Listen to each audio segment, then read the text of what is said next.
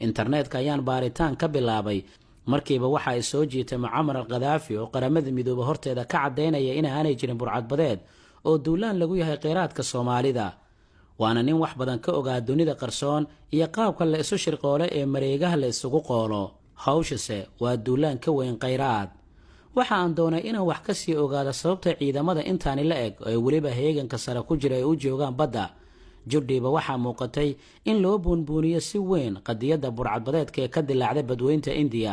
waxaa wararka ka saari waayay saxaafadda cari edegta.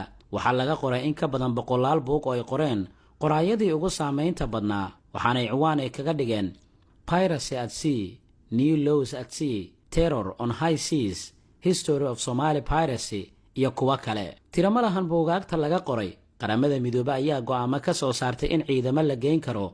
waxay soo jiitay oo xiisaha weyn lahayd waxay ahayd arrin ka timid bara ku xeel dheeraa afafka oo la yiraahdo Professor Tommy oo bartiisa Twitterka ku soo qoray inta uu soo qaatay sawir markab dagaal oo weyn iyo laash yar oo Soomaali AK-47 la saaran yihiin.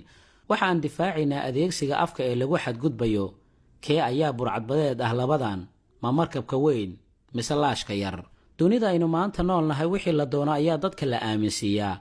kama aanan harin baaritaankii waxaan helay General Botanov wuxuu ka tirsanaa sirdoonka dibadda ee Ruushka ee FSB.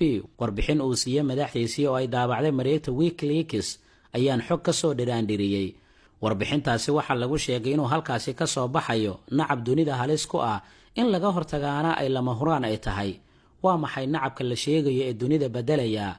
yaab, malaha waa cadow mala awaal ah oo dana kale ay ka dambeeyaan. meel hal lagu qalay hadalna kuma yara, hilibna kuma yara qadiyadaasi waxay noqotay dhacdo ah hasha adduunka u qalan.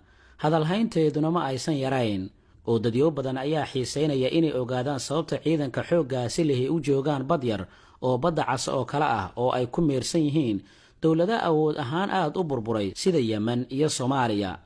jasiiradda Socotra ayuu baaritaankii ka socdaa. qolo ayaa ku oranaysa waa Stargate ama waa Portal to Another World. qolo kale waxay oranaysaa cadaab ayaa meesha ka soo baxaysa oo waxaa jira dilaac. mararka qaarkii ayaa waxaa la sameeyaa warar been abuura si loo lumiyo ujeedada dhabta ah. waxa ay tahay